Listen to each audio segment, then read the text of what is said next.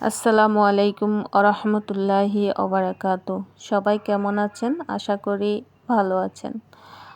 আজকে আপনাদের জন্য নিয়ে আসলাম একটা হেয়ার কাট। তো কেমন হলো ভাইয়ারা কমেন্ট করে জানাবেন।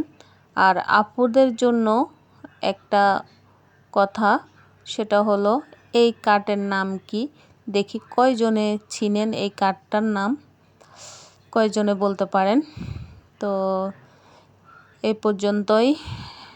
আমার এই আপুটা অনেক খুশি হলো যে মানে এত সুন্দর একটা হেয়ার কাট, এত সুন্দর লুক। উনি বারবার আয়না দেখতেছে, চুলগুলো বারবার নাড়াচাড়া করতেছে।